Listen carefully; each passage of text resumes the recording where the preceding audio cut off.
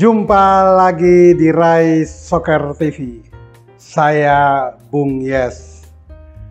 Sebulan lewat 2 hari, seluruh proses tragedi Kanjuruhan belum memperlihatkan langkah-langkah kemajuan, khususnya untuk PSSI yang diminta agar seluruh pengurus mengundurkan diri sesuai rekomendasi Tim Gabungan Independen Pencari Fakta atau TGIPF.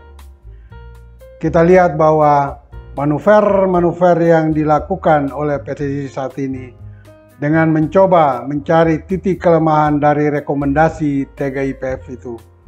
Dan mereka terus mencoba untuk keluar dari perangkap yang telah dipasang oleh pemerintah lewat rekomendasi TGIPF. Mereka menyatakan akan menggelarkan kongres, tetapi tidak pernah menyatakan mengundurkan diri lebih dahulu. Ya, kemudian kita lihat juga bahwa diksi intervensi yang sering dilayangkan PSSI bagi pemerintah yang seolah-olah akan masuk dalam rumah tangga PSSI dalam tanda petik, menjadi senjata yang selama ini dipakai PSSI untuk melawan pemerintah. Nah, analognya begini. Menurut saya, pemerintah telah intervensi atau mengintervensi PSSI. Dan itu terjadi ketika TGIPF memberikan syarat-syarat tertentu dalam rekomendasinya. Dan syarat yang paling kelihatan di sana adalah bahwa pemerintah tidak akan memberikan izin kompetisi Liga 1 dan 2 bergulir selama pengurus yang sekarang belum mengundurkan diri dan menggelarkan kongres luar biasa guna menghasilkan ESCO yang baru dengan muka baru dan tentu SDM yang baru, bukan mereka-mereka yang saat ini duduk dan bercokol di kepengurusan ESCO PSSI. Analog yang saya maksudkan di sini adalah bahwa misalkan saja PSSI dan ESCO adalah suami dan istri. Pemerintah adalah ketua RT. Nah, ketika suami istri ini bercecok di dalam, kemudian ketua RT ikut campur tangan, menyatakan bahwa sebaiknya kalian berdua bercerai. Kalau tidak bercerai, maka saya tidak akan menandatangani misalnya kartu keluarga, atau saya tidak akan memberikan kartu keluarga. Nah, ini sama saja dengan rekomendasi dari pemerintah terhadap Presiden untuk menyikapi PSSI yang menyatakan bahwa tidak akan berikan izin Liga 1 dan 2. Ini jelas terang-terangan sudah intervensi. Karena pemerintah sudah masuk dalam urusan rumah tangga PSSI yang meminta pengurus harus mundur. Kalau tidak mundur, tidak diberikan surat izin kompetisi. Nah, kalau sudah terjadi intervensi terang-terangan ini, mengapa pemerintah masih terus secara malu-malu tidak mau mengambil langkah sikap dan tegas?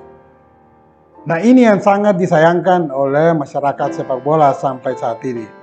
Untuk itu, sebaiknya pemerintah jangan sampai mengulur waktu terlalu lama dalam menyikapi langkah-langkah atau manuver yang sedang dibangun oleh PSSI. Karena kalau pemerintah tidak cepat mengambil langkah tegas dan terukur terhadap PSSI, maka yang menjadi korban, dan ini menjadi senjata bagi PSSI kemudian, adalah klub, pemain, keluarga, dan bahkan penonton dan juga penjajah di lingkungan stadion bila ada kegiatan pertandingan. Seluruh masyarakat dari lapisan bawah sampai pada pemain dan klub akan mengalami kerugian dengan tidak bergulirnya kompetisi. Dan ini sedang dimainkan oleh PSSI. Secara tidak langsung, pemerintah tidak sadar bahwa PSSI sedang memainkan poin ini untuk membalikan keadaan, menekan pemerintah. Bahwa ini karena pemerintah tidak memberikan izin, maka kompetisi tidak berjalan dan yang menjadi korban adalah keluarga, pemain, maupun sponsor, maupun masyarakat kecil yang mengambil keuntungan di sekitar stadion ketika ada pagelaran pertandingan. Untuk itu, saya berharap pemerintah segera mengintervensi secara tegas terhadap PSSI dan mengambil alih kepengurusan PSSI. Mengapa saya sarankan demikian? Karena begini, trigger untuk pemerintah mengintervensi PSSI secara terang-terangan adalah kepentingan Piala Dunia U20 tahun depan.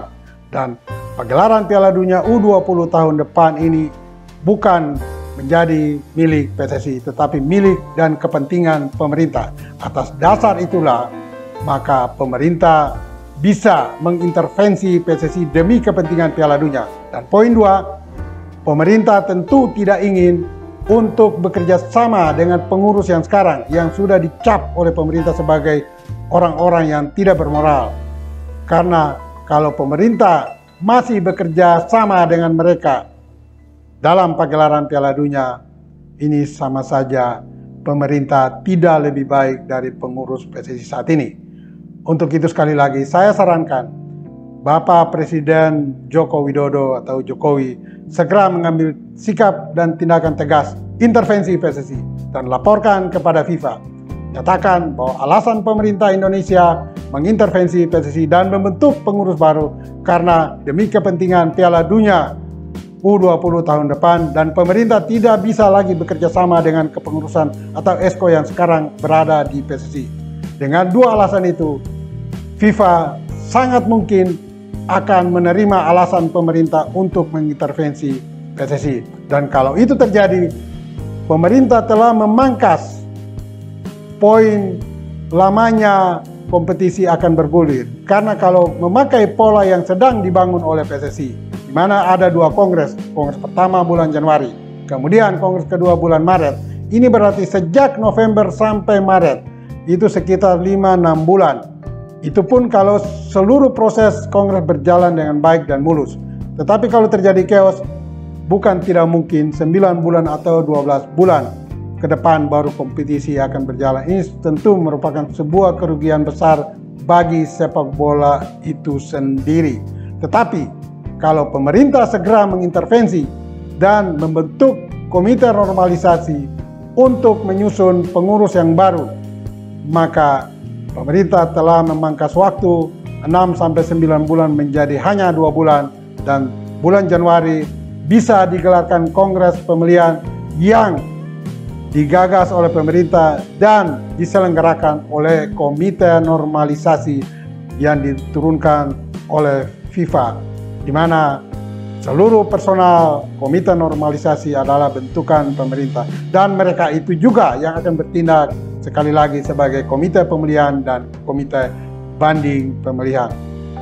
Dan sekali lagi untuk ketiga kalinya saya sarankan silakan pemerintah intervensi PSSI secara terang-terangan, dan pasti FIFA akan mendukung langkah dan sikap pemerintah demi kepentingan Piala Dunia U20 tahun depan.